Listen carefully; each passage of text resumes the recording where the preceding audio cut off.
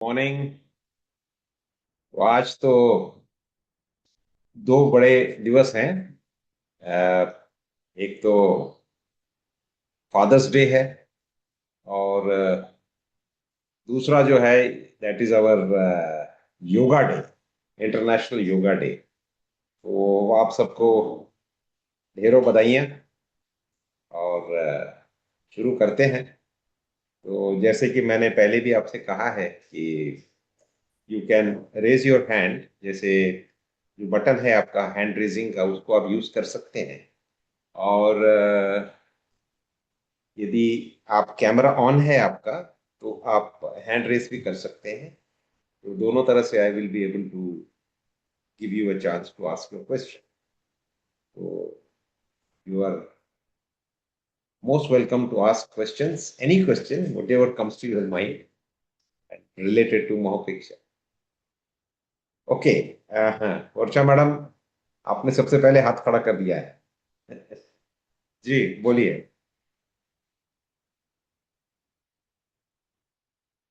I think you have to unmute, you will have to unmute yourself. Good morning. Good morning. This may not be relating to Mahopeksha, I'm not very sure, but जी, happy Father's Day. thank And you. and and and I want to ask a question related to that only. जी Like ये हम लोग dedicate करते हैं a day to father, a day to mother वगैरह वगैरह, इस तरह से हम लोग जो करते हैं, व्हाट डू यू जी थिंक अबाउट इट? बिकॉज बहुत सारे लोग कहते हैं कि this is a western concept. So, what do you think about it? Should we dedicate a day specially? What is your opinion? Okay. देखिए, सबसे पहले तो आपका एक वाक्य, दिस इज अ वेस्टर्न, बहुत लोग कहते हैं this is a western concept. West from where? West from Greenwich mean, जो जीएमटी का लाइन है that is west of UK. Yeah. West from India, west from Japan. यदि आप जापान चले जाएंगे तो everything is west of Japan. और अगर आप यूएस के एकदम वेस्टर्न कोस्ट में चले जाएंगे तो एवरीथिंग इज ईस्ट। उनके पास तो कोई वेस्ट है ही नहीं, शायद हवाई, हवाई आइलैंड्स वेस्ट होंगे उनके लिए। तो दिस इज अ वेरी, अब वेस्ट गोल पृथ्वी में एक ये हमने अपने आप को समझने के लिए दिशाएं बना रखी हैं।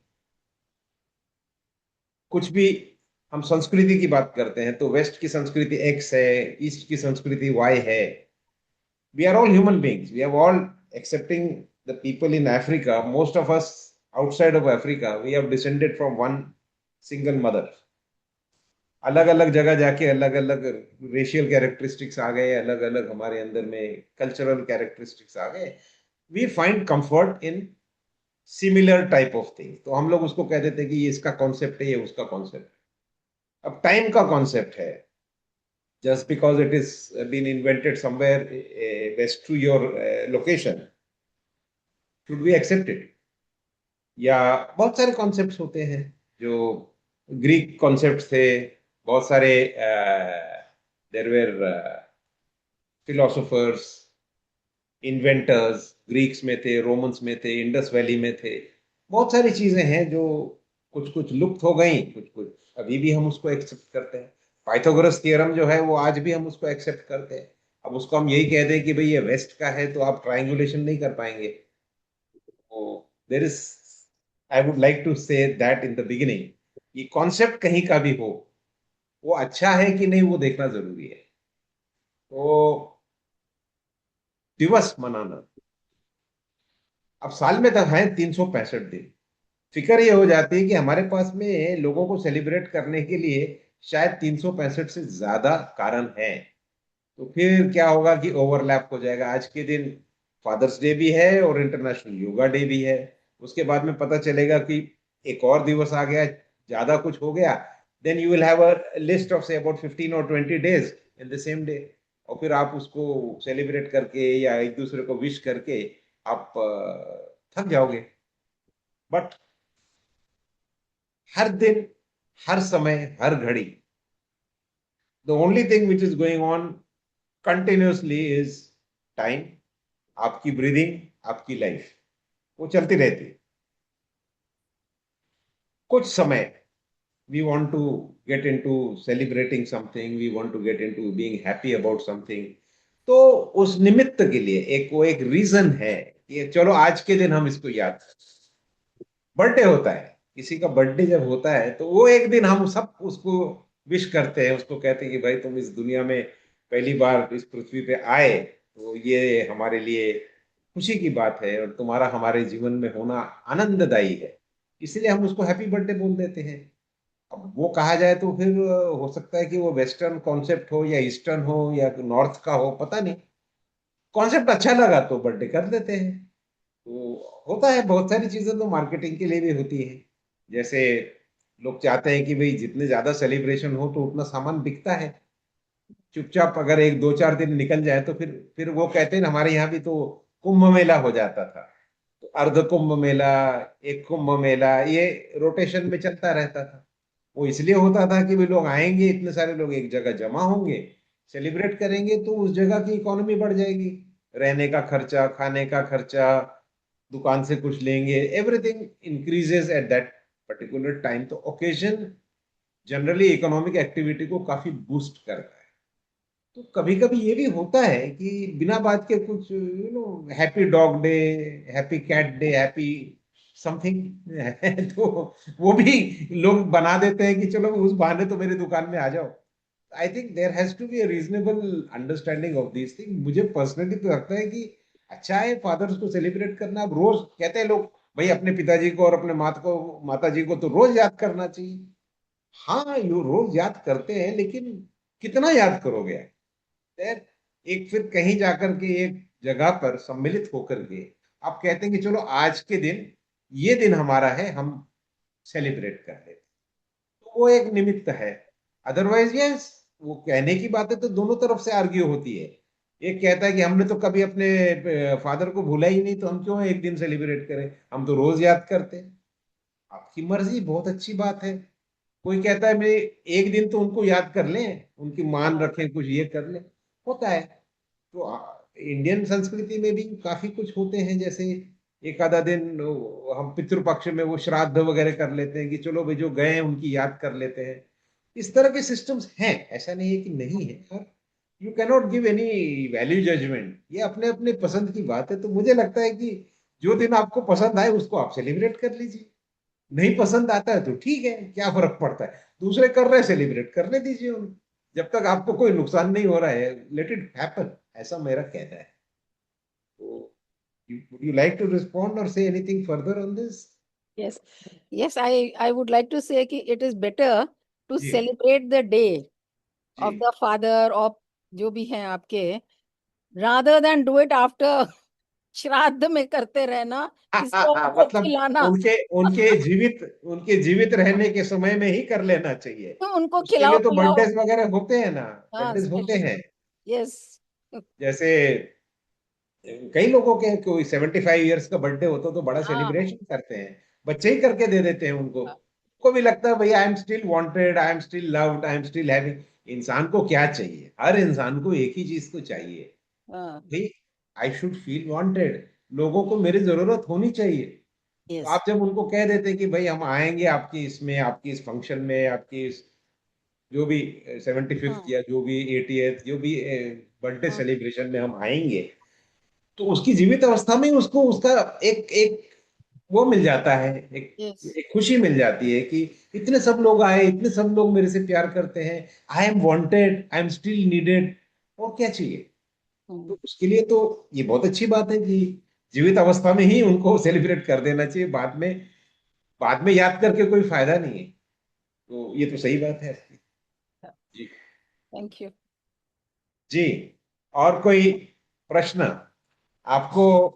मैंने जैसे कहा है कि आप वो जो नीचे आपके पास में एक जूम में एक बटन होता है हैंड रेजिंग का, तो आप हैंड रेज कर सकते हैं, या तो फिर आप कैमरा ऑन करके अपना हाथ यूं दिखा दें तो भी मैं आपका प्रश्न ले लूंगा। जी, नितेश मिश्रा जी ने हैंड रेज किया है। जी नितेश जी बोलिए। सर नमस्ते, कैसे हैं आप? नमस्ते, बिल्कुल ठीक हूँ जी। जी। लगातार आज हम चर्चा कर रहे हैं कि संयुक्त परिवार। हमारे यहाँ पर एक ज्वलन थी, एक मैंने देखा कि मेरे घर के बाजू में एक परिवार रहता था, वो संयुक्त परिवार था पहले। तो लड़की की जी शादी हुई, एक पढ़े-लिखे शिक्षित परिवार में शादी होती है। तो शादी के 2 या 3 महीने बाद जो जो उनकी घर में नई बहू आती है, वो काफ़ी शिक्षित थी और जेपी मॉर्गन में वो वर्क करती थी। वो शिक्षित जी थी और लड़का भी एक अच्छी कंपनी में था, तो वो दोनों साथ में ही रहते थे। लेकिन उनका कहना ये था संयुक्त परिवार में यानी कि मम्मी-पापा के साथ रहना वो उचित नहीं समझते थे। तो आज भी उनका जी परिवार जो संयुक्त परिवार था वो टूट के बिखर चुका है और दोनों की राय एक सी नहीं है और माता-पिता के साथ आजकल कई घटनाएँ हम देख भी रहे हैं कि लोग संयुक्त परिवार में रहना क्यों नहीं चाहते हैं सर? जी, क्यों नहीं चाहते हैं? जी, देखिए, ऐसा है कि समय के साथ हर चीज बदलती है। मैं अक्सर ये एक एग्जांपल देता हूँ कि जो बचपन में हमें सिखाया जाता है कि छोटे बच्चों को हम क्या कहते हैं, भाई अजनबियों से बात नहीं करना, जरा बेटा दूर रहा करो, है ना। लेकिन कुछ सालों के बाद जब होटल के रिसेप्शन में उसको नौकरी लग जाती है, अब वो कहे कि नहीं, मेरी माँ ने कहा था कि अजनबियों से बात नहीं करना, तो रिसेप्शनिस्ट का काम ही नहीं कर पाएगा। तो ये सारी चीजें जो हैं, ये वक्त के साथ बदलती है। इंसान बदलता है, सब कुछ बदलता है। एक ही चीज आप याद रखिएगा, every the only constant thing is change. ये चेंज तो होना ही होना है, उसको तो आप बदल ही नहीं सकते। हर समय हर घड़ी आप चेंज हो रहे हैं, हमारा शरीर बदल रहा है, वातावरण बदल रहा है, जहां हम हैं वो भी बदल रहा है, पृथ्वी भी घूम रही है, उसने अपनी जगह भी बदल दी। तो जो चीज एक समय में बहुत उपयुक्त थी, कुछ लोग कहते हैं कि आज मेरे लिए वो उपयुक्त नहीं है, तो हम कह देते हैं कि नहीं, इतने सालों से हम संयुक्त परिवार में रह रहे थे, उसमें बहुत आनंद आता था, अब अचानक कोई आ गया है, नए लोग आ गए हैं और तरुण पीढ़ी आ गई है। अब वो कह रही है कि नहीं, हमें तो न्यूक्लियर फैमिली में रहना है, यानी कि हम दो ही रहेंगे, हमारे बच्चे होंगे तो हम अपना उनकी पालन पोषण कर लेंगे। तो जब वो अलग होने लगते हैं तो हाँ, ये बात तो सही है कि पार्टिंग या कोई भी चीज को आप चेंज करते हैं तो उसका दुख तो होता है। और कई बार हमें ऐसा लगता है कि समय रुक जाए, आगे न जाए, हम यहीं अटक जाए, इसको रोक लिया जाए। तो हम हमेशा किसी न किसी कांस्टेंट की खोज में रहते हैं, लेकिन कांस्टेंट है कि मिलता नहीं है। तो सोच बदलती है, समय बदलता है, और जो तरुण पीढ़ी है वो हमेशा हमसे ज्यादा आगे होती है। यदि उन्हें लगता है कि हम इसके साथ में नहीं सूट कर पाएंगे, ठीक है, अब उनका उनकी मर्जी है। अब वो धीरे धीरे वो अपना एक न्यूक्लियर परिवार करेंगे, उसके एडवांटेज और डिसएडवांटेज दोनों हैं। जब संयुक्त परिवार में रहेंगे तो उनके बच्चों की पालन पोषण अपने आप ही हो जाती है। वो कजन्स और ये और वो सारे बच्चे एक साथ ही स्कूल चले जाते हैं, एक साथ एक हिल मिल के रहते हैं, कंपनी रहती है, बच्चा अकेला नहीं महसूस करता। लेकिन न्यूक्लियर फैमिली में अब चले जाएंगे तो आप देखेंगे कि वहां पर माँ बाप हैं, दोनों नौकरी अगर कर रहे हैं, तो बच्चा आया के भरोसे या किसी ट्यूटर के भरोसे, तो बेबी सिटर के भरोसे वो रह जाता है। तो उसके ऊपर में जो प्रभाव पड़ता है, वो प्रभाव आपके माँ बाप का, उसके माँ बाप का नहीं पड़ता है, वो उस आया का या उस ट्यूटर का, उनका प्रभाव पड़ने लगता है। तो डेफिनेटली उसमें ये सोचने की बातें हैं। मैं ये नहीं कहूंगा कि वो सही है गलत है, ये तो अपने अपने हिसाब से सोचने की बात है। लेकिन संयुक्त परिवार कई जगहों पर टूट रहे हैं, कई जगह पर शायद बन भी रहे हैं। मैंने ऐसा भी देखा है कि कुछ न्यूक्लियस फैमिलीज हैं, वो अचानक उनको लगता है कि अब नहीं मैनेज कर पा रहा है, तो फिर वो माँ बाप को बुला लेते हैं या फिर वो जाकर के पुराने जॉइंट इसमें जुड़ जाते हैं। होता है ये कि जैसे मैं कहता हूँ कि समय के अनुरूप ये चीजें बदलती रहती हैं। तो यस, कोई भी सिस्टम, कोई भी तरीका, कोई भी पद्धत जब वो टूटती है या उससे आप अलग होते हैं, तो दुख तो होता है। और वो दुख को अवॉइड करना शायद नामुमकिन होता है। इंसान पैदा हुआ है, जाने के लिए आया है, एक दिन उसकी मृत्यु हो जाएगी, तब भी उसको पार्टिंग करना है, तो बाकी के लोग उसको याद करके दुख करते हैं। एक सिस्टम है संयुक्त परिवार का, वो है बना हुआ बरकरार, हर जगह ठीक ठाक चल रहा है, अचानक उसमें टूट जाए, ब्रेक आ जाए, दुख तो होता है।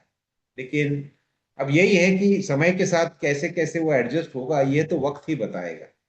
कुछ लोगों का सक्सेसफुल हो गया पार्टी, कुछ लोगों को वापस आना पड़ा, कुछ लोग दूर रह करके आज दोनों तरफ, दोनों साइड जो है दुख में बैठे हैं। तो इस चीज को आपको मानना पड़ेगा कि डायनेमिक वर्ल्ड है, सिस्टम्स बदलते रहते हैं, नई नई चीजें आती रहती है। पहले हम जाते थे घर से ऑफिस, तो हम अक्सर कह देते हैं कि भाई ऑफिस पहुंच के फोन करूंगा, क्योंकि मोबाइल था ही नहीं। तो वो हमारा तो सिस्टम ये अमूमन हम कहते थे भाई, या फिर कोई ट्रेन में जा रहा है तो वहां हम कह देते कि भाई घर पहुंचते ही हमें तार भेज देना, या एक चिट्ठी लिख देना, या ट्रंक कॉल कर देना फोन पे। तो गाड़ी में बात करने की सुविधा ही नहीं थी। आज वो सुविधा है, तो आज किसी को बताएं कि भाई मैं घर जाके बात करूंगा, कहते क्यों, तो आप ट्रेन से भी बात कर सकते हैं। तो समय तो बदलता है। उस हिसाब से अभी आपकी जो बात है वो बहुत इंपॉर्टेंट है कि संयुक्त परिवार टूट रहे हैं, तो उसमें बहुत सारी जो हमारी एक एक जो पालन पोषण में जो तरह के प्रभाव पड़ते थे और जिस तरह के संस्कार पड़ते थे, आज उस संस्कार का अभाव वो महसूस हो रहा है। तो अब समय ही बताएगा कि ये ऊंट किस करवट बैठेगा। तो मेरा तो यही कहना है कि उस चीज को ऑब्जर्व करिए। यदि आपको लगता है कहीं एडवाइस देना है कि भाई मेरे हिसाब से ये चीज ऐसी ठीक रहेगी या शायद अलग हो जाए तो ठीक रहे, वो तो अपनी अपनी बात है, वो आपका जजमेंट है। लेकिन मेरा तो एक ही ये कहना होगा कि इस चीज को ऑब्जर्व करिए। जहां एडवाइस देना है जरूर दीजिए, लेकिन सत सत विवेक बुद्धि से। इसलिए नहीं, कई बार ऐसा भी होता है कि अलग हो जाना भी बेहतर होता है। इतने ज्यादा वहां पे घर्षण हो जाते हैं कि साथ रहना नामुमकिन हो जाता है, तो कभी कभी अलग हो जाना भी ठीक है। तो क्या है, इंसान को सबसे पहले अपने ऊपर में काइंडनेस रखनी चाहिए। उसका अगर जीवन पूरी तरह से एक सिस्टम को बरकरार रखने के लिए अगर भ्रष्ट हो रहा है या उसको दुख हो रहा है और जिंदगी भर उसको पीड़ा होने वाली है, तो शायद सोचने, उसको इसके बारे में सोचने की आवश्यकता है। तो आप ऐसी सिचुएशन में जब भी जाएं तो अपने सत्सद विवेक से दोनों साइड की बात सुन लें, उसके बाद में अपना निर्णय लें, ऐसा मेरा कहना है। लेकिन बाकी समाज बदलता है, चीजें बदलती हैं, उससे अपने आप को पीड़ा ना होने दें। आप उस चीज को ऑब्जर्व करें शांतिपूर्वक, क्योंकि चेंज तो होगा ही। तो मन सरी के हुआ तो हम बहुत खुश हो जाते हैं, नहीं होता है तो हम कहते हैं अरे अरे ये क्या हो गया। तो ये दोनों भी ठीक नहीं है, जस्ट कीप ऑब्जर्विंग, ऐसा मेरा सुझाव है। जी, Nitesh ji, I hope you are satisfied with the answer. बिल्कुल सर, एक और प्रश्न था मेरा आपसे। अच्छा, पूछिए। हाँ, लगातार सर हम देख रहे हैं कि सोशल मीडिया का चलन लगातार बढ़ रहा है। तो सोशल मीडिया के कई फायदे भी हैं, नुकसान भी हैं। तो हम सोशल मीडिया से किस प्रकार से निजात पा सकते हैं, क्या इसका उपाय हो सकता है वर्तमान परिदृश्य में? सोशल मीडिया से निजात पाना पहले लोग कहते थे कि भाई ये, हम पुस्तकें लाया करते थे तो हमें कहते थे कि भी ये कॉमिक्स मत पढ़ा करो, कॉमिक्स पढ़ने से तुम्हारी पूरी संस्कृति खराब हो जाएगी, तुम्हारा दिमाग खराब हो जाएगा। तो उस टाइम भी उससे निजात नहीं पा सके, बच्चे कॉमिक्स पढ़ते थे, हम भी पढ़ते थे। और आज की डेट में कहते हैं कि भाई सोशल मीडिया के परिणाम अच्छे भी हैं और दुष्परिणाम भी हैं। निजात तो नहीं पा पाएंगे, लेकिन आप इस बात को जरूर कर सकते हैं कि आप डिसिप्लिन कर सकते हैं। कितना समय देखना है, क्या देखना है, कौन से चैनल्स में देख रहे हैं, उसके ऊपर में आप वॉच रख सकते हैं। मैं अक्सर कहता हूं कि एक बहुत आसान तरीका होता है कि बच्चा अगर हैंडल नहीं हो पा रहा है तो हम उसके हाथ में मोबाइल दे देते हैं और उसको एक कुछ कार्टून या कुछ दे देते हैं, बच्चा देखता रहता है। उसके बाद में फिर खाना खाने को वो मना कर रहा हो, कुछ कर रहा हो, तो उसके सामने मोबाइल रख देते हैं, वो देखता है और उसको फिर हम खाना खिलाते रहते हैं, उसका ध्यान मोबाइल पे रहता है। अब ये चीज जो है ये क्या कर रहा है कि आपके जो सेंसरी जो चीजें हैं, इनपुट्स है, उसको डिसजॉइंट कर देता है। अब उसका जो लिंक है वो मोबाइल के अंदर देखने वाली चीज है, मोबाइल टू डायमेंशनल एक एक ऑब्जेक्ट है। उसके साथ में जब ज्यादा लिंक करने लगता है तो थोड़ी थोड़ी देर के बाद में उसको आप, उसके माँ बाप, सामने खड़ी दीवार, सामने रखा हुआ स्क्रीन, वो सब एक जैसे लगने लगता है। वो एक ऑटिज्म की तरफ चला जाता है। ऑटिज्म में क्या होता है कि उसको दीवार और इंसान के बीच में ज्यादा क्लैरिटी नहीं होती है। तो यदि वो उतने ज्यादा इंटरेस्ट के साथ में मोबाइल में देखना शुरू कर देगा तो फिर उसका लिंकेज जो है वो मोबाइल के अंदर में अलग अलग पात्रों के साथ उसके साउंड के साथ में ज्यादा हो जाएगा और रियल वर्ल्ड में उसकी लिंकेज कम हो जाएगी। तो कहीं ना कहीं उसका क्लैश होगा। और जैसे खाना खाने के समय अगर आप ज्यादा मोबाइल देखते हैं तो आपके न्यूट्रिशन में उसका इफेक्ट होता है, आपका कंसंट्रेशन नहीं होता है और आपका माइंड कहीं और रहता है। डाइजेशन के लिए जो सिग्नल्स देने हैं वो सिग्नल बराबर नहीं जाते हैं और अक्सर बच्चों का पेट खराब होता है, आगे जाकर के बहुत सारी प्रॉब्लम्स हो सकती हैं।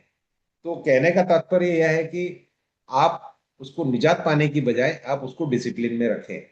आप बच्चों को ठीक से समझाएं कि भाई आपको इतने इतने समय आपको परमिटेड है। वो भी हम देखना चाहते हैं कि आप कौन सा चैनल देख रहे हो या क्या कर रहे हो। जो कुछ भी कंट्रोल में है कर सकते हो उसको उतना देखिए, ताकि उसको जैसे हम कहते हैं कि अच्छी किताबें पढ़ा करो। अब कहीं उसने को जैसे हमें कहते थे भी कॉमिक्स मत पढ़ा करो, इस तरह की चीजें आप गाइड कर सकते हैं। लेकिन ये तो अब टेक्नोलॉजिकल चीज है, वो तो आने ही वाली है, उसको आप मना नहीं कर सकते हैं। जब ये वीडियो टेप्स आए थे उस टाइम बहुत हंगामा हुआ था कि भाई अब तो ये सिनेमा, और अभी उसके सबसे पहले थिएटर खत्म हो जाएगा। पहले सिनेमा आया तो लोगों ने कहा थिएटर खत्म हो जाएगा, लेकिन थिएटर अभी भी चल रहा है। किसी ने कहा कि नहीं अभी वीडियो टेप आ गया तो सिनेमा इंडस्ट्री बंद हो जाएगी। फर्क पड़ता है, झटका पड़ता है, लेकिन अभी भी सिनेमा इंडस्ट्री चल रही है, उसने एक अलग स्वरूप ले लिया है। सिनेमा हॉल में कई लोग कम जाते हैं और आपके नेटफ्लिक्स और बाकी चीजों में ज्यादा देखते हैं। स्वरूप बदल गया है। उसी तरह से अब जैसे जैसे चेंज आएगा, अब ये टेक्नोलॉजिकल चीजें हैं तो उसका आपको एक्सेप्ट तो करना ही पड़ेगा, ये तो है। आप उसको ये कंसंट्रेट करिए कि सोशल मीडिया में जितना टाइम डालते हो उससे उससे ज्यादा टाइम आप शायद कुछ इंफॉर्मेशन इंसाइक्लोपीडियाज पढ़ सकते हैं। आपको जो इंफॉर्मेशन, हमें तो एक एक पुस्तक के लिए कॉलेज के दिनों में इंतजार करना पड़ता था कि भाई लाइब्रेरियन को बताते थे भाई ये पुस्तक बोले वो लड़का लेके गया तो अभी 14 दिन के बाद आएगा। तो हम उसको कहते थे भी हमारा नंबर लगा दीजिए, तो फिर वो पुस्तक आता था, हमें मिलता था 4 दिन के लिए। उसको जल्दी से जल्दी हम उसको पढ़ते रहते थे। तो ये जो चीजें हैं, these are all things which are part of growth. और उसकी वजह से आज वही इंफॉर्मेशन जो उस किताब में जो थी, आज मैं अपने मोबाइल में देख लेता हूँ, लिख देता हूँ, उसके बारे में पूरा ब्यौरा आ जाता है। मैं उसको पीडीएफ में पढ़ सकता हूँ, बहुत सारी चीजें होती हैं। तो मेरे ख्याल से आपको निजात पाने की जगह आप उसको एडजस्ट करिए और उसको अपने कंट्रोल में रखिए। ये मेरा सुझाव रहेगा। जी देवेन जी, आपने हाथ खड़ा किया था। Yes, hello sir, good morning. Good morning. जी। Okay sir, so I'm Deven sir. My friend Mr. Vinay has जी। influenced me कि आपका सेशन मैं अटेंड करूं। जी। ये तो मैंने काफी आपके रिकॉर्डेड वीडियोस देखे हैं। तो एक जस्ट मुझे एक क्वेश्चन है जो मैं कन्विंस नहीं हो पाता हूँ बार बार। जी। वो ये है कि हम जब क्लाइंट के साथ डील करते हैं तो every time they expect a perfect answer. तो कोई भी सिचुएशन का या कोई भी एक मैटर का परफेक्ट आंसर हो सकता है, या फिर ये बात है कि उनको जो चाहिए वो चीज डिलीवर नहीं हो आपका प्रश्न है कि क्या हर चीज का परफेक्ट आंसर हो सकता है? रही। Absolutely yes.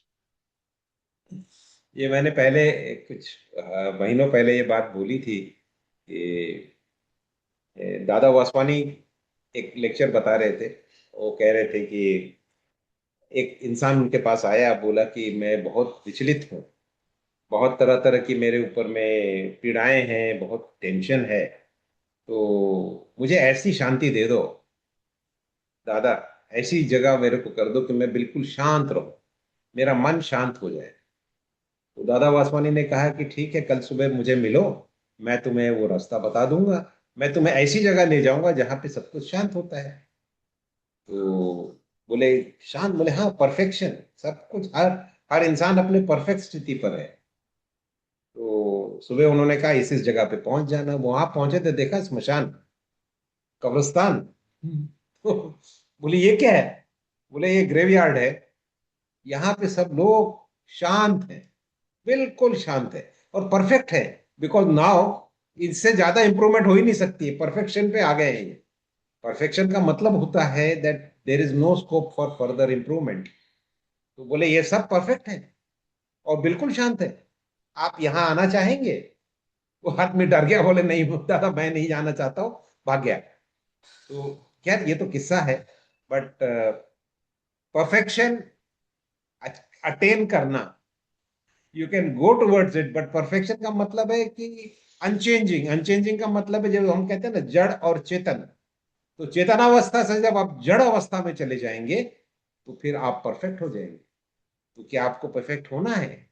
आंसर्स कभी परफेक्ट नहीं होते हैं, there are never any perfect answers, there are always opinions. हाँ, मैथमेटिक्स में हो सकता है 2+2 = 4, वो तो बिल्कुल प्योर आंसर है।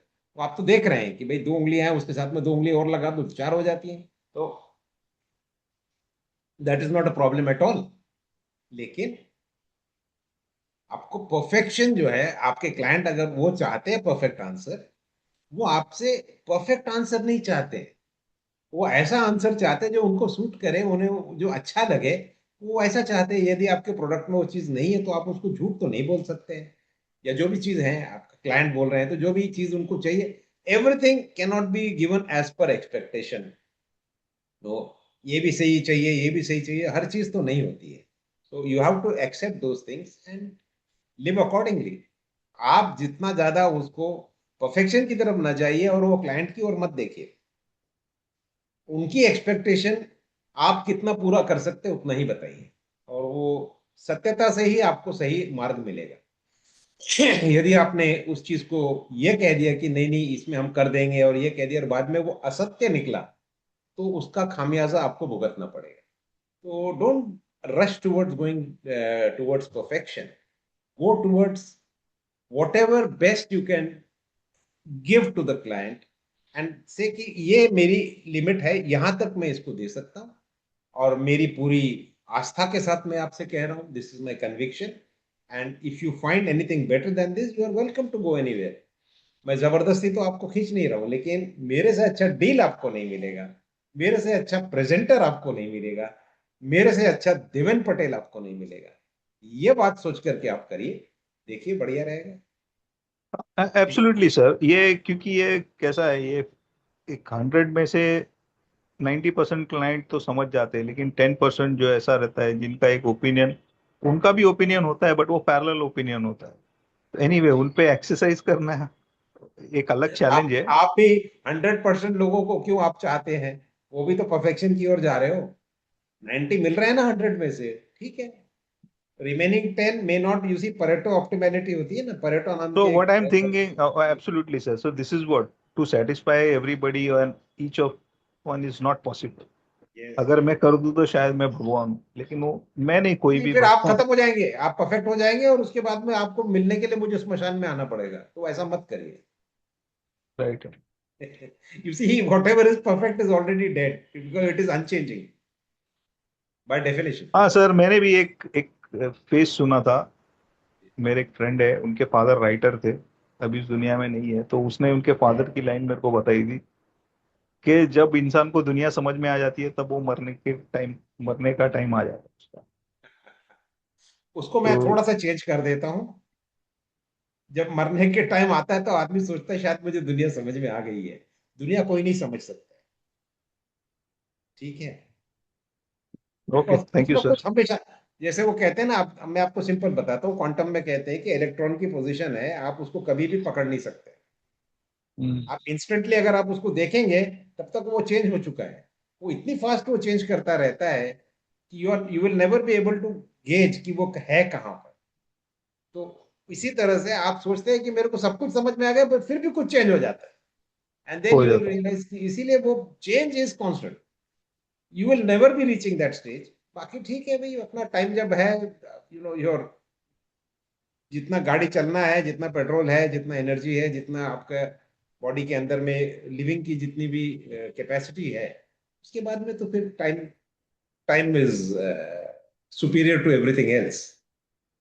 तो सर इम्प्रूवमेंट का कोशिश करना चाहिए कि नहीं? जी बिल्कुल सॉरी। करना चाहिए, इम्प्रूवमेंट की कोशिश करना ही चाहिए। देखिए, मैं हमेशा कहता हूं कि आपके जो एक पीक पे पहुंच जाएंगे, अभी एक चोटी पे पहुंचेंगे तो आपको फिर सामने दूसरी चोटी दिखाई देगी। ये कंटिन्यूस आपका इंप्रूवमेंट होते रहना चाहिए, जिसको हम कहते हैं CCC, continuous course connection. Course को हमेशा करेक्ट करते रहिए। आप जब पानी का जहाज जब चलता है, तो पानी की जो लहरें होती है ना, तो वो जहाज को कभी इधर और कभी इधर रखते हैं। तो जो हेल्म्समैन होता है ना, जो उसका स्टीयरिंग पकड़ा हुआ है, वो कंटिन्यूअसली वो कंपास देख करके उसके कोर्स को करेक्ट करता रहता है। तो कंटिन्यूस कोर्स करेक्शन में चलिए, आप बिल्कुल अच्छे लाइन पर हैं, and you will keep on improving. Improvement is not perfection. Perfection तो ये हो गया कि उसके बाद इंप्रूवमेंट ही नहीं होती है। तो आप चलते रहिए, बढ़िया चलिए, अपने कोर्स करेक्शन करते रहिए, कीप ऑन इम्प्रूविंग। तो आज जब आपने ये सवाल पूछा और अब इसमें कई क्षण निकल गए हैं, उस क्षण में you have become a better man, you have become improved. इसी तरह से हर क्षण इंप्रूवमेंट करते रहिए, ठीक है? Thank you sir, thank you so much. Thank you जी। विनय पटेल जी का हाथ दिख रहा है मुझे, आपका सब जी। आवाज आवाज बहुत कम आ रही है विनय जी। सर मैं बोल रहा था कि आपको ऑफिस के टाइम में अगर आपको फ्री टाइम मिलता रहेगा हाफ एन आवर, तो उसमें क्या करना चाहिए सर इम्प्रूवमेंट के लिए? ऑफिस के टाइम पे जब आप काम कर रहे हैं तभी अपना इंप्रूवमेंट करते रहिए। फ्री टाइम में अपना इंप्रूवमेंट करिए, देखिए आपकी सांस कैसे आ रही है, कैसे जा रही है। Are you breathing deeply? आप डीप ब्रीदिंग कर रहे हैं, उसके ऊपर वॉच करिए। आपने खाना जो खाया, आपने अच्छा खाना खाया है या क्या खाया, या क्या खाने वाले हो, या फ्री टाइम में आप क्या सोच रहे हो, आपके विचार शुद्ध हैं या फिर कुछ गड़बड़ वाले हैं, आपको क्रोधित कर रहे हैं या आपको एग्रेसिव बना रहे हैं या आपको दुखी कर रहे हैं, उस पर वॉच रखिए। वो इम्प्रूवमेंट भी तो है, करते रहिए। फ्री टाइम में बहुत इंप्रूवमेंट होती है। कुछ पढ़ लीजिए या सिर्फ आराम से देखिए कि मेरे थॉट्स कहाँ जा रहे हैं, मजा आएगा आपको, ठीक है? Okay, thank you sir. जी thank you sir. Thank you जी। अभी ओपन हाउस है, तो you are most welcome to raise your hand. सबसे मेरी गुजारिश है कि सवाल पूछिए।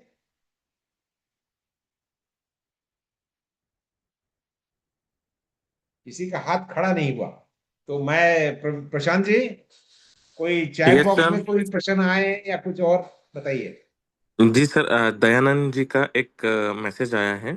गुड मॉर्निंग सर जी and everyone, my son appearing re NEET examination today, kindly give him your blessings गुरुजी। अरे भाई, वो बहुत अच्छा करेगा, चिंता ना करें। पहले भी गए टाइम में जब उस गया था वो एग्जाम के लिए, तो हम सबने आपको शुभकामनाएं दी थी। तो इस बार कुछ दुर्भाग्यवश, जैसे कहते हैं कि कुछ घटित हो गया, इसलिए दोबारा उसी एग्जाम को देना पड़ रहा है। हमारे जो शुभकामनाएं बरकरार है, आपका बेटा अच्छा ही करेगा। Our best wishes from all of us to you जी। सर प्रशांत जी। अनीता जी है नागपुर से, उनका एक क्वेश्चन है। क्या जीवन में सबसे बड़ी कैद परिस्थितियों की होती है या सोच की? जीवन में सबसे बड़ी कैद? जी। हाँ, सबसे बड़ी जो कैद होती है वो सोच की होती है। मेरी आप सबसे विनती है, एक पुस्तक है भगत सिंह की डायरी। भगत सिंह, आपको पता होगा कि 23 साल की उम्र में उन्हें फांसी लगा दी गई थी। उन्होंने अपने आखिरी दिनों में जेल में डायरी लिखी थी। आप उस डायरी को जरूर आप खरीदिए, ज्यादा नहीं है, बहुत छोटी सी डायरी है, उसको पढ़िएगा जरूर। It will move you. जो आदमी अपने मौत के पास आ रहा है, उसे पता है कि मेरे पास बहुत कम दिन है, उसके विचार क्या थे? वो परिस्थितियों के हिसाब से तो वो कैद में था, लेकिन उसके विचार स्वतंत्र थे, उसकी सोच स्वतंत्र थी, तो वो कैद में था ही नहीं। आप इस बात को समझिए। परिस्थितियां आपको कुछ नहीं कर सकती जब तक आपका सोच जो है वो स्वतंत्र है। सोच को स्वतंत्र कीजिए, ये सबसे इंपॉर्टेंट है। तो परिस्थितियां कुछ नहीं कर सकती आप। परिस्थितियां आती है जाती है, उससे कोई बात नहीं। भगत सिंह की से अच्छा एग्जाम्पल तो मैं दे ही नहीं सकता हूं। और मेरी सबसे गुजारिश है कि वो पुस्तक आप जरूर खरीदिए और उसको पढ़िए, समझ में आएगा। मैं अक्सर कहता हूं कि उस पुस्तक को पढ़ने के बाद मेरे मन में एक ही बात आई थी कि भगत सिंह को फांसी लटका करके ब्रिटिश लोगों ने अन्याय किया, हम सब पे किया, लेकिन उन्होंने अन्याय सिर्फ हमको नहीं बट पूरी मानवता के ऊपर कर दिया। क्योंकि जिस इंसान के दिमाग में ये जो इतनी अच्छी सोचें थी, इतना अच्छा सोचता था वो इंसान, उस सोच से उस फांसी ने हमें वंचित कर दिया, हमारी पूरी दुनिया को, पूरी सभ्यता को, मानवता को एक अच्छी सोच से हमने वंचित कर दिया। ये बहुत बड़ा गुनाह किया गया है। इंसान को खत्म कर देना होता रहता है, लेकिन एक अच्छे सोच को अगर आप खत्म कर देते हैं, उससे उससे बड़ा गुनाह कोई नहीं है मेरे ख्याल से। लुक एट हिज थॉट्स, पढ़िए, और उसको कैसे खत्म कर दिया गया है। बहुत बड़ा गुनाह हो गया है। मैं कल ही अपने बेटे से पूछ रहा था, मैंने कहा ओरिजिनल थिंकर्स हैं ही कितने? आप गिन के देखिए ओरिजिनल थिंकर्स कितने हैं। ठीक है, साइंटिफिक कोपरनिकस या पाइथागोरस, वो साइंटिफिक उन्होंने लॉजिक से निकाला भी ये ऐसा साइंस है, ये है, ये है। लेकिन सभ्यता के बारे में सोचना और उसके बारे में लिखना, मानवता के बारे में लिखना और मानवता को एक मार्ग दिखाना, कैसे रहना है, जैसे features like liberty, equality, fraternity, हमारे जो हमारी संविधान है उसका बेस है। और उसको लिखते समय डॉक्टर अंबेडकर ने यही कहा था कि लिबर्टी, इक्वालिटी, फ्रेटर्निटी, ये मैंने कोई फ्रेंच रेवोल्यूशन से नहीं लिया है। ये फ्रेंच रेवोल्यूशन से पहले my lord Gautam Buddha has already written this, ये उन्होंने लिखा है। तो सोच ओरिजिनल जो होती है वो कहाँ से आती है, तो वो बहुत इंपॉर्टेंट है। आप देखेंगे तो इस पृथ्वी पर गिने चुने लोग ही हैं जो ओरिजिनल सोच करते हैं। और ये भी एक फैक्ट है कि ओरिजिनल सोच करने वालों को बहुत ज्यादा प्रतिसाद नहीं मिलता है। शुरू में नहीं मिलता है, बाद में धीरे धीरे लोग समझते हैं। तो जो कोई एक ओरिजिनल थॉट लेके आता है तो लोग उसको ध्यान नहीं देते हैं। हमेशा जो ज्यादा आवाज करता है, जो ज्यादा बैंड बजाता है, जो पहले से चला आ रहा है, लोग उसकी तरफ में ज्यादा आकर्षित होते हैं। बट एक ओरिजिनल थिंकिंग लाना, एक ओरिजिनल चीज बनाना, एक नई चीज क्रिएट करना, उसको एक्सेप्टेंस काफी देर से मिलता है।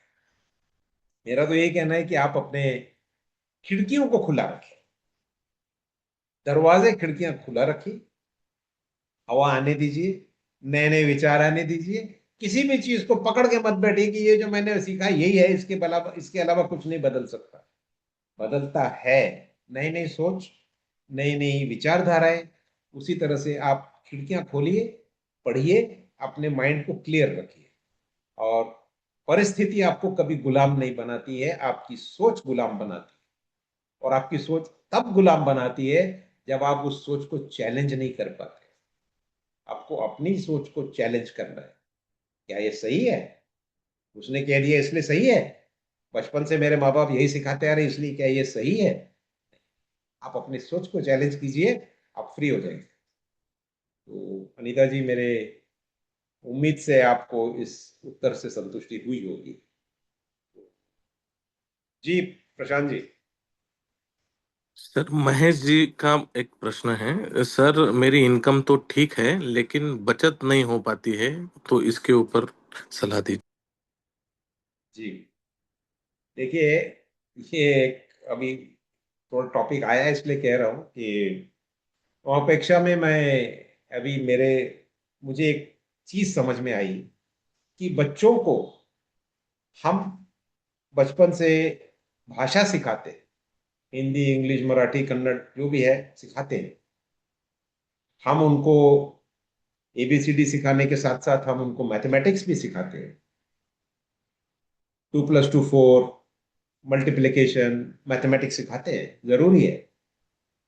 ज्योग्राफी सिखा देते हैं, हिस्ट्री सिखा देते हैं, इकोनॉमिक्स सिखा देते हैं। बढ़ते बढ़ते बच्चा जब हाई स्कूल में जाता है, कॉलेज में जाता है, तो आप देखते हैं कि उसको काफी नॉलेज हो जाती है उन चीजों। कोई इंजीनियरिंग सीख लेता है, कोई मेडिकल में चला जाता है, कोई कहीं चला जाता है, मैनेजमेंट कर लेता है। लेकिन आप मेरे तो खुद कहता हूं कि मेरे बचपन से मैंने कुछ बहुत सारी चीजें सीखी थी।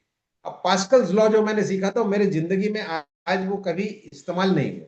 पाइथागोरस थ्योरम इस्तेमाल हुआ है क्योंकि ट्रायंगुलेशन की हम जब कैलकुलेशन करते थे तो उसमें काम आता था। लेकिन कुछ कुछ चीजें जो आज तक मैंने सीखी, मतलब सीखने के बाद आज तक इस्तेमाल नहीं की। लेकिन एक चीज है जो हर इंसान को इस्तेमाल करनी है, और वो मेन चीज है पैसा। हर इंसान एक समय के बाद में अपना पैसा कमाने लगता है, अपना परिवार बनाता है, अपने पालन पोषण करता है, अपना घर बनाता है। हर इंसान को पैसों की जरूरत होती है, लेकिन पैसों के बारे में कोई सिखाता ही नहीं है। Nobody teaches you about money. किसी किसी की धारणाएं ऐसी रहती है कि भाई पैसा तो सारी समस्याओं का जड़ है। तो उसकी बिलीफ के हिसाब से जैसे ही उसके पास पैसा आता है तो उसकी टेंडेंसी होती है, निकालो निकालो निकालो, ये मुसीबत की जड़ है, इसको निकालो। तो खर्चा बढ़ जाता है और फिर कहते हैं कि साहब बचत नहीं हो रही। कोई कहता है कि भाई अमीर आदमी या जिसके पास पैसा होता है वो उसको ठीक से नींद नहीं आती। तो जब पैसा आ जाता है तो उनको सच में ऐसा लगने लगता है कि भैया ये तो बहुत अनकंफर्टेबल हो रहा है, निकालो निकालो, उसको अपने पास नहीं रखना। तो पैसा जैसे हमारे जिंदगी को जीने के लिए आपको न्यूट्रिशन की जरूरत है, खाद्य, आपको कुछ ना कुछ खाना है रोज। अन्न ग्रहण करते हैं हम सब, चाहे वो एप्पल हो, चाहे वो रोटी हो, चाहे वो सब्जी हो, चाहे दाल हो, अन्न ग्रहण तो सभी करते हैं। तो अन्न ग्रहण अगर आप कहेंगे कि भाई मेरे को पसंद नहीं है अन्न ग्रहण करना, तो आप नहीं जीवित रह सकते हैं। उसी तरह से यदि आप कहेंगे कि पैसा मुझे पसंद नहीं है, तो फिर आप जीवित कैसे रहेंगे? क्योंकि वो चीज जो आपके, जिस तरह से हमारे हाथ पांव में रक्त का संचार होता है, उसी तरह से पैसों से हमारे जीवन का संचार होता है। लुब्रिकेशन है वो, जैसे गाड़ी चलने के लिए पेट्रोल की जरूरत होती है, उसी तरह से आपके जीवन को आगे ले जाने के लिए पैसों की जरूरत होती है। तो आपके पैसों के बारे में क्या विचार हैं, क्या बिलीफ्स हैं, क्या मान्यताएं हैं, इसको सोचना बहुत जरूरी है। तो इसीलिए मैं अभी इस घड़ी बता ही देता हूं कि माओपेक्षा की तरफ से मैं एक ऐसा कोर्स बनाना चाहता हूं जो पैसों के बारे में हमारे तरुण युवकों को बताए। आप सीधे पानी में डाल देते हो, उसको तैरना सिखाया नहीं, और जिंदगी में वो इधर उधर हाथ पांव मारता रहता है, उसे पता ही नहीं है कि पैसों को कैसे संभालना है, कैसे इन्वेस्ट करना है, कैसे सेविंग्स करनी है, कैसे एक एक चीज को चलाना है। व्हाट इज, बहुत सारे आयाम हैं पैसों के। तो उसके लिए मैं एक कोर्स बना रहा हूँ, और मैं चाहता हूँ कि हमारे जो यंग लोग हैं उसको पहले से ही बताया जाए। बहुत इंपॉर्टेंट है। उसके अलावा दूसरी चीज बहुत इंपॉर्टेंट है जो कोई नहीं सिखाता है, वो है न्यूट्रिशन। क्या खाना है, कोई नहीं सिखाता है। न्यूट्रिशन हम लोग सोचते हैं बड़ा कॉम्प्लिकेटेड है, हमको जो पसंद है खा लेंगे, चलो चलो गोलगप्पा खा लेते, ये खा लेते, वो खा लेते। ठीक है, आपके शौक है, आप खाइए, ऐसी बात नहीं है कि मैं उसके अगेंस्ट हूँ।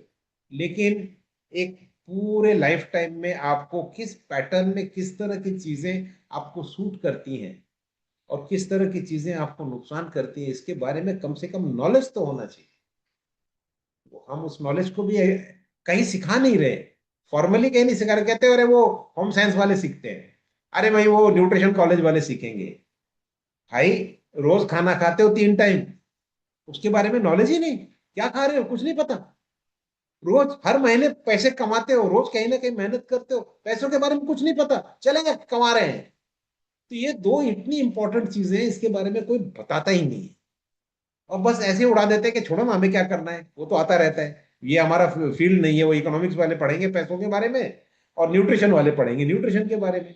भैया आपके पेट में खाना जा रहा है, पैसा आपके बैंक में आ रहा है, आपका परिवार, आपके बच्चे, सब, उनका पूरा जो जो दैनंदिन व्यवहार है, सब कुछ, उनकी पढ़ाई, कपड़े लत्ते, प्रोग्राम, सब कुछ पैसों से ही तो बनेगा। तो पैसों को सीख तो लीजिए, इसके बारे में नॉलेज तो प्राप्त कर लीजिए।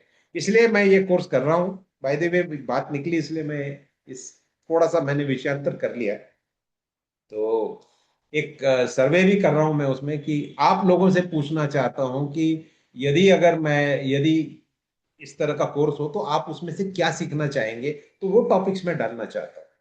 तो मैं, गुजारिश है मेरी, मेरी रिक्वेस्ट है प्रशांत जी से, कि जो लोग आज अटेंड कर रहे हैं उनका आपके पास में ईमेल या जो भी व्हाट्सएप नंबर होगा, तो उनको वो क्वेश्चनर जरूर भेजिएगा। तो क्वेश्चनर से हमें उत्तर से हमको समझ में आएगा कि लोगों को क्या सीखना चाहते हैं, किस विषय में उनको लगता है कि ये मेरे लिए इम्पोर्टेंट होगा। तो इस क्वेश्चनर को जरूर भरिएगा। तो खैर मूल प्रश्न पे आते हैं। पैसा आ रहा है लेकिन बचत नहीं हो रही, इसका मतलब ही यह है कि कहीं ना कहीं आपके माइंड में एक थॉट है कि पैसा नहीं चाहिए भाई, आया तो निकालो, आया तो निकालो। तो आप पैसों के बारे में जो आपका जो बिलीफ सिस्टम है उसके ऊपर में गौर देने की जरूरत है। और जिस दिन वो पॉजिटिव हो जाएगा कि मेरे जीवन के लिए आवश्यक है, मेरे परिवार के लिए आवश्यक है, this is a very essential thing. कई बार वो कहते कुछ कुछ फैमिलीज में खाना खाने के पहले एक छोटा सा ग्रेस बोलते हैं या कोई प्रेयर करते हैं कि भाई ये अन्नदाता या जो जो भी है वो मेरे को उन्होंने अन्न दिया उसको थैंक्स देते हैं। पैसों को कभी आप थैंक्स नहीं देते। वो आ रहा है आपके पूरी पेट्रोल डाल करके आपकी गाड़ी चल रही है, लेकिन आप हमेशा उसको एक तुच्छ दृष्टि से देखते हैं। तो उसको समझिए, उसके समझने के बाद आपको पता चलेगा कि वो तुच्छ से देखना है या अच्छी तरह से देखना है, वो आपके ऊपर है। बट सीख तो लीजिए। That is what I would say. मुझे उम्मीद है अनीता जी को उससे कुछ समाधान मिला होगा। जी प्रशांत जी, और कोई है क्या? ओपन हाउस है, बाकी बाकी लोगों से भी पूरी फ्रीडम है, आप अपना हाथ खड़ा करके प्रश्न पूछ सकते हैं। जी चलिए प्रशांत जी, कोई और प्रश्न है तो बताइए। जी सर, चैट बॉक्स में मीना कवड़े जी का एक प्रश्न आया है। गुड मॉर्निंग सर, बच्चे का पढ़ाई में मन कैसे लगाए? जी, उसका पढ़ाई में मन क्यों नहीं लग रहा है? पढ़ाई बोरिंग होगी, उसको इंटरेस्टिंग बनाइए। और देखिए, कोई भी इंसान कोई भी चीज क्यों करता है? जो चीज उसको इंटरेस्टिंग लगती है, जहां उसका मन उसको बहलता है, जहां उसको बहुत पसंद आता है, वही चीज करता है। अब कितना भी आप कह दीजिए कि साहब ये आइसक्रीम बार बार नहीं खानी चाहिए, गला पकड़ लेगा, ज्यादा शुगर हो जाएगा, फिर भी आदमी खा ही लेता है कि उसे पसंद है। आपको उसका मन लगाने के लिए आपको पहले उस पढ़ाई को इंटरेस्टिंग बनाना पड़ेगा। बड़ी बड़ी बातें करके ये तुम्हारे आगे फ्यूचर के लिए अच्छा है, ये होगा वो होगा, इससे कुछ बहुत ज्यादा अचीव नहीं कर पाएंगे। बच्चा बोलेगा ठीक है ना, तब का तब देखूंगा, मुझे आज तो मेरे को मेरा पिक्चर देखने दो, मेरा रील देखने दो। तो you have to make his study interesting for him. आप उसको बहुत ज्यादा एक टारगेटेड प्रेशर ये सब मत करिए। जितना आनंद उसको फुटबॉल खेलने में आता होगा या उसको ये गेम्स खेलने में आता होगा या रील्स देखने में आता होगा, पढ़ाई में उतना उतनी रुचि डालने की कोशिश कीजिए थोड़ा सा। आप अपने बच्चे को अच्छे से जानते हैं, स्वयं जानते हैं, आप ही का बेटा है, उसमें 50% तो आप ही के अंश है। तो आप सोचिएगा कि यदि मैं उसकी जगह होती तो मुझे कौन सी चीजें पसंद आती। Try to make it interest, उसको अच्छा ज्यादा रुचिकर बनाने की कोशिश कीजिए, अपने आप उस तरफ चला जाएगा। बच्चे छोटे होते हैं, वो बहुत जल्दी अपनी धाराएं बदल सकते हैं। They are more flexible than us. तो इसको एक बहुत बड़ा चैलेंज या बहुत बड़ी पर्वत समझ करके उसको मत चढ़िए। इट्स आप ही का बेटा है, तो आराम से समझिए उसको, उसकी पढ़ाई को समझिए, धीरे धीरे उसकी रुचि बनाइए। रुचि आ जाएगी उसको तो फिर अपने आप ही उसको उस चीज का इंटरेस्ट आने के बाद में वो उसको शुरू कर लेंगे। कुछ लोग कहते हैं कि भाई पहले होता था कि फर्स्ट आ गया है, फर्स्ट आ गए तो उसको मेडल दिया जाए, तो सारे स्कूल के सामने उसको शाबाशी दी जाती थी, मेडल दी जाती थी। तो बाकी बच्चों में एक इच्छा होती थी कि मैं भी एक दिन मेडल लाऊंगा, तो मैं भी पढ़ूंगा। तो वो रुचि आ जाती थी, तो एक एक टारगेट दिया जाता। उसी तरह से आप बहुत सारी चीजें कर सकते हैं। और विषय में उसको क्यों रुचि नहीं हो रही है, कौन सी विषय में रुचि नहीं हो रही, तो उसमें कैसे उसको क्रिएट किया जा सकता है। कौन से विषय उसे ज्यादा पसंद है तो आप उसके बारे में देख सकते हैं क्यों पसंद है। उससे आपको रास्ता जरूर मिलेगा। ठीक है। और अपने मन में ऐसा कुछ मत डालिएगा कि ये बच्चे पढ़ते नहीं है, ये नहीं होता वो नहीं होता। आपका माइंडसेट जो है इस चीज को एक्सेप्ट करना चाहिए कि बच्चों की चॉइसेस, उनका टेम्परामेंट, उनका सब कुछ फ्लेक्सिबल होता है। आप बहुत आसानी से उसको रुचि क्रिएट कर सकते हैं। लेकिन अगर आपने माइंडसेट ही लगा रखा हुआ है कि नहीं मेरा, ये वो लोग कई बार कहते हैं, मेरे पास बहुत आते हैं, विकाया में आते हैं तो बैठते हैं कि साहब मेरा दुख तो दुनिया में किसी को समझा ही नहीं, मेरे से ज्यादा दुख तो किसी को नहीं है। तो मैं कहता हूँ हाँ भैया, आपके लिए आपका दुख सबसे महान है, और दुनिया बाकी उनके दुख से आपको क्या लेना देना है, तो आपके लिए तो महान है ही है। लेकिन आपकी जो डिफिकल्टी, आपकी जो समस्या दुनिया की सबसे बड़ी समस्या नहीं है, इसमें मार्ग है। लेकिन उसको चैलेंज ना समझें, आप उसके साथ में स्टेप बाय स्टेप साथ चलिए, शेरपा की तरह।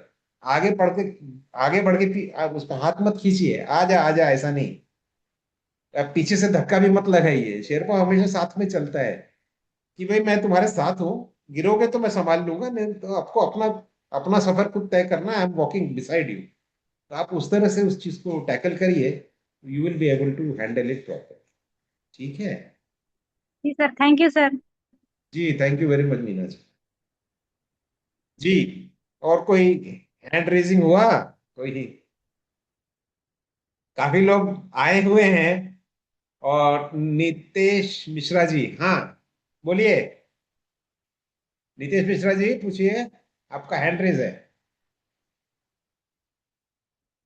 अनम्यूट हो जाइएगा। मेरी आवाज आ रही है नितेश जी? शायद उनको मेरी आवाज नहीं आ रही है। खैर, आ, बहुत लोग हैं। और हाँ, सिद्धार्थ कांबळे साहब, आपका हाथ दिख रहा है मुझे। जी जी जी, आप अनम्यूट हो जाइए साहब। Good morning sir. Good morning. हाँ, मैं थोड़ा लेट ज्वाइन हुआ, कुछ काम में था। एनीवे, मेरा सवाल यह है कि आजकल मैंने एक ऑब्जर्व की बात कि छोटे छोटे बच्चे, 2-2.5 साल के बच्चे हो, 3 साल के बच्चे हो, वो मोबाइल के ज्यादा आदी हो गए। मतलब मोबाइल लिए बगैर खाना नहीं खाते, मोबाइल लिए बगैर खेलेंगे नहीं। यानी खेल कूद से ज्यादा उनको मोबाइल की आदत या एक लगाव हो गया है। और ये जिंदगी में उनके लिए अच्छा रहेगा या क्लेशदायी रहेगा? और उनको यहाँ से, इस उनकी आदत से कैसे निकाला जाए अगर वो ठीक नहीं है तो? इस विषय में मैं आज ही थोड़ा समय पहले बोला था, आप थोड़ा देर से आए हैं। पर अच्छा आपको एक अच्छा। बात बताता हूँ। आप जब छोटे थे तो आप खेलने के लिए बाहर जाते थे, तो घर जी की चार दीवारी से आप आजाद हो जाते थे। आपको जी बाहर खेल का मैदान, दोस्त भाई, साइकिल चलाओ, यहाँ जाओ वहां जाओ, पार्क दिख रहा है, पेड़ पौधे दिख रहे हैं, दूसरे लोग दिख रहे हैं, कुछ अच्छा लगता था, हवा आ रही है, तो इसलिए आप बाहर निकल जाते थे। इतना निकल जाते थे कि आखिर में माँ बाप को चिल्ला चिल्ला के बोलना पड़ता, चलो घर आओ, रात हो गई है, अंधेरा हो गया है। अब क्या हो रहा है कि मोबाइल के अंदर में वो सारी चीजें वहीं दिख जाती है उसको। उसको पार्क भी वहीं मोबाइल में दिख जाता है, पेड़ पौधे भी वहीं दिख जाते हैं, लोग भी वहीं दिख जाते हैं, तो वो कहता है दूर जाने की क्या जरूरत है, सब तो यही मिल गया मेरे को। मेरे हाथ में तो पूरी दुनिया आ गई है।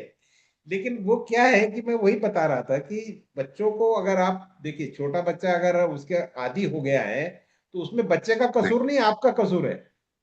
आपने उसको अपने अपनी प्रॉब्लम को संभालने की बजाय आपने कहा चल रे बेटा ये पकड़ ले और मेरे को मेरा काम करने दे। आपने पीछा छुड़ा लिया उस। खाना नहीं खा रहा है तो ये लेना, पिक्चर देख, ये गाना देख, और खाता रहे। और वो देखता रहता है, और साइड से आप उसको चम्मच से खाना खिलाते रहते हैं। तो कसूर किसका है? आपका है, बच्चे का नहीं है।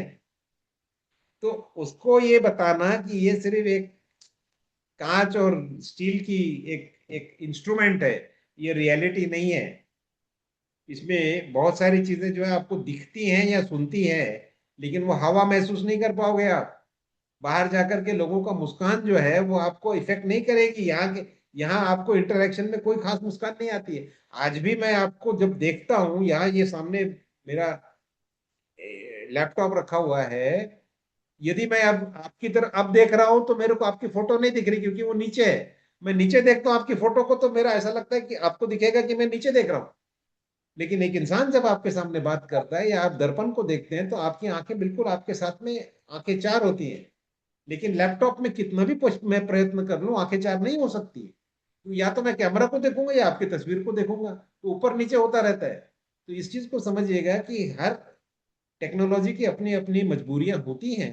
लेकिन अगर 2 साल का 2.5 साल का बच्चा अगर मोबाइल का गुलाम हो चुका है, इसका मतलब कसूर माँ बाप का है, बच्चे का नहीं। ये मैं तो बिल्कुल स्पष्ट बोल सकता हूँ। तो अपना काम बचाने के लिए, टाइम बचाने के लिए, और बच्चे से उसकी बाकी टेंट्रम से पीछा छुड़ाने के लिए उसके हाथ में अगर आप ये दे रहे हैं, तो वो आपने विचार करना है वो सही है या गलत। मुझे लगता है कि मानवता जैसे बढ़ी है, तो हम लोग आउटडोर्स में ही ज्यादा ग्रो करते हैं, इंडोर्स में नहीं करते हैं। इनफैक्ट मेरी एक स्टडी जो है बैक्टीरिया के बारे में है, उसमें यह है कि आजकल हम लोग इतने ज्यादा सैनिटाइज हो गए कि हम सब लोगों के पेट खराब हो गए हैं, हमारे अंदर में जो एसेंशियल बैक्टीरिया होना चाहिए वो बैक्टीरिया खत्म हो चुका है। इसलिए बहुत केसेस मेरे पास आ जाते हैं, साहब पेट ठीक नहीं रहता, ये ठीक नहीं रहता।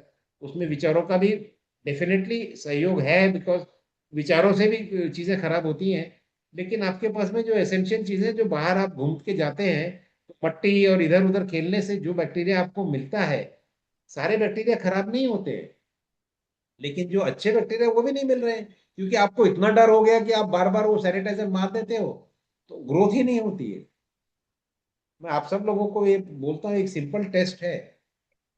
ये देखिए हाथ, आपका अपना हाथ देखिएगा, इस पे हाथ लगाइए, ये एक अलग टेक्सचर है। और उसी हाथ में आप ये साइड को, आपके हथेली के पीछे की साइड को आप फील करिए, ये आपको रफ महसूस होगा, ये रफ है, ये स्मूथ है। इसका फर्क इसलिए है कि आप हाथ जब धोते हैं तो इस एरिया को साफ कर देते हैं, यहाँ सब बैक्टीरिया मर चुका है, ये स्किन है रिलेटिवली डेड हो गई है। यहाँ पर बैक्टीरिया अभी भी जीवित है, आप उतना ज्यादा उसके ऊपर सैनिटाइज नहीं करते हो, तो यहाँ बैक्टीरिया जीवित है, और आपको वो एक एक सिनर्जी के साथ में आपको वो पोषण दे रहा है। इसीलिए ये स्किन बहुत अच्छी रहती है। लेकिन जहां आप ज्यादा धो लेते हो, वहां पे बैक्टीरिया खत्म हो जाता है, तो हार्ड हो जाती है स्किन। ये छोटा सा एग्जाम्पल मैं आपको दे रहा हूँ। अपने आप को कितना सैनिटाइज करेंगे, आपको सारे प्राणियों के साथ रहना है, और बहुत कम होते हैं जो हानिकारक होते हैं, लेकिन एक चूहे को मारने के लिए पूरे जंगल को आग लगा दिया आपने। तो ये सारी बातें हैं। तो यू हैव टू अंडरस्टैंड, इसमें बहुत सारे आयाम हैं। लेकिन बच्चों को आपने बाहर जाने देना चाहिए, let him get those bacteria, let him have those things, आने दीजिए। थोड़ा बहुत बीमार भी होगा तो कोई बात नहीं है, चलता है, वो एडजस्ट कर लेगा। Body is very powerful, but उसको खेलने दीजिए, मट्टी में जाने दीजिए, लोगों से मिलने दीजिए, पेड़ पौधों के पास जाने दीजिए, पार्क में ले जाने दीजिए, पार्क में पेड़ों को हाथ लगाने दीजिए, कोई फर्क नहीं पड़ता, कुछ नहीं होता। ठीक है कामड़े साहब, thank you sir. I hope thank you you are. Sir. Thank you sir. Thank you जी। Sharad Javle ji, thank you. आपने हाथ खड़ा किया है, बोलिए। हा सर नमस्कार. नमस्कार। अच्छा सर, म्हणजे हा प्रश्न आता माझ्याविषयी नाही आहे. माझ्या रिलेशन मध्ये एक दोन मुली आहेत, त्यांच्याविषयी मला विचारू शकतो? पूछिए ना साहब, क्यों नहीं। हा. अच्छा ये तो सर, फॉरम म्हणजे पूछने का ही है। हा, माझ्या रिलेशन मध्ये दोन तीन मुली आहेत ना, त्यांची म्हणजे आता त्यांची लग्न नाही जमत आहे. म्हणजे एक 30-32चं वय झालंय, बरोबर. त्या दिसायला सुंदर आहेत, स्वभावाने चांगल्या आहेत, चांगल्या जॉबला पण आहेत आणि चांगल्या उच्च शिक्षित आहेत. तर म्हणजे सर काय कारण असू शकेल की म्हणजे त्यांचं असं म्हणजे होत नाही, म्हणजे काय कारण? मी त्यांना काय हेल्प करू शकतो अशा पद्धतीमध्ये? इनका प्रश्न है कि इनकी पहचान में दो तीन लड़कियां हैं जो काफी शिक्षित हैं, अच्छे जॉब में हैं, सुंदर भी हैं, लेकिन उनकी शादी नहीं हो रही है। हाँ मैं क्या कर सकता हूँ? तो देखिए, सबसे पहली हाँ. बात मैं बताता हूँ कि वन शू फिट्स ऑल नहीं होता है। हर एक का अपना अपना रीजन होगा, अलग अलग रीजन होगा। ऐसा नहीं है कि भाई तूफान आ गया तो सब बह गए, ऐसा नहीं है। ईच पर्सन विल बरोबर. Have their own specific reason for not getting married, वो अलग चीज है। वो 1-to-1 में बैठ करके ही उसका मैं समाधान दे सकता हूँ। पर आपको इतना बता अच्छा. दूं कि कई बार इसका कारण मेमेटिक रेजोनेंस भी होता है। कई बार ओके. वैल्यूज एंड बिलीफ्स पे भी चलता है, कि अगर आपके अंदर बिलीफ हो गया बचपन से कि भाई, या फिर आपके घर में आपने देखा है कि बहुत झगड़े होते हैं, बहुत प्रॉब्लम्स होते हैं, तो आपका एक मन बन जाता है कि भाई इस ऐसी चीज मेरे साथ मैंने नहीं करनी। ये बिलीफ भी अच्छा. होता है, बैकग्राउंड की बात है ये। कई बार मेमेटिक रेजोनेंस हो जाता है। अब मैं आपको ये मजेदार बात बताता हूँ। तो मेमेटिक रेजोनेंस तो आपको पता ही है, आपने तो महापेक्षा किया हुआ है। तो यस कई यस. बार मेरे पास में लोग आते हैं कि साहब शादी नहीं हो रही, शादी नहीं हो रही। तो स्पेशली बॉयज, तो उनका कौन रोल मॉडल निकलता है? सलमान खान। तो मेरे को बहुत पसंद है साहब, मुझे उसके जैसा होना है।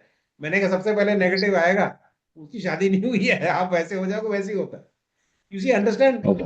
that there could be many reasons. It could be okay. your belief system, और it could be mimetic resonance. तो वो तो कैसा है कि जब वो मेरे सामने आएंगे या हमारे ऑफिस में आएंगे, तो या इवन ऑन जूम, उनसे बात करके ही उसके साथ में हम अंदर ट्रैवल करके देख सकते हैं कि कौन से पॉइंट पे किस थॉट ने उनको वहां पे बरकरार एक एक परमानेंट एक ट्विस्ट दे दी, जो आज भी बरकरार है।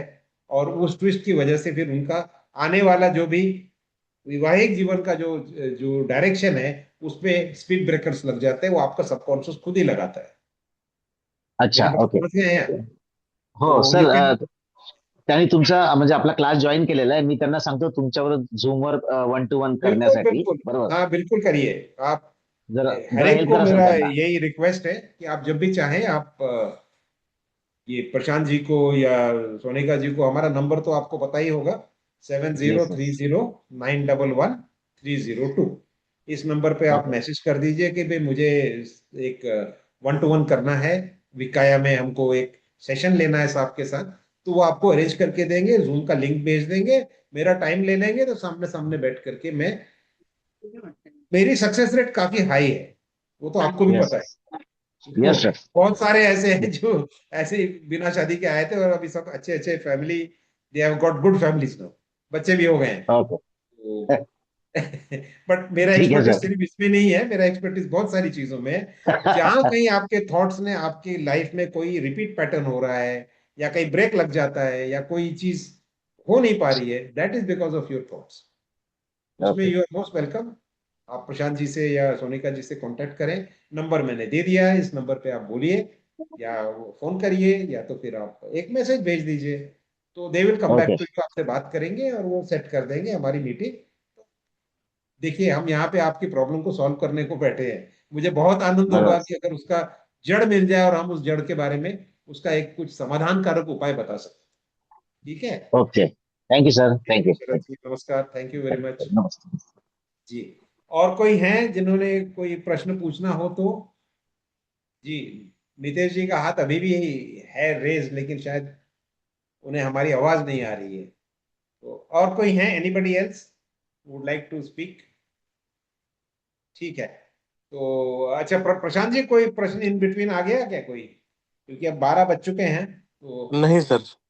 अभी कोई प्रश्न नहीं है, तो आप सब लोगों को फिर से happy father's day, happy yoga day, और बढ़िया एक्सरसाइज कीजिए, योगा करिए, और अपने पिताओं को याद करिए जो रियल में हमारे बायोलॉजिकल फादर है, और फिर फादर ऑफ सो मेनी आपके नजर में कोई होंगे जो पिता तुल्य हैं, उन सबको आज याद करिए और का दिन अच्छा जाए।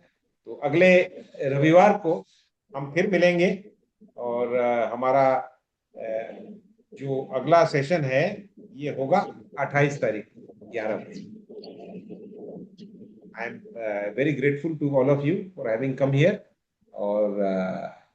और कोई हाथ अभी नहीं है ना, तो अभी यहाँ पे मैं इसको अभी समाप्त कर रहा हूँ। Thank you very much for attending. Thank you.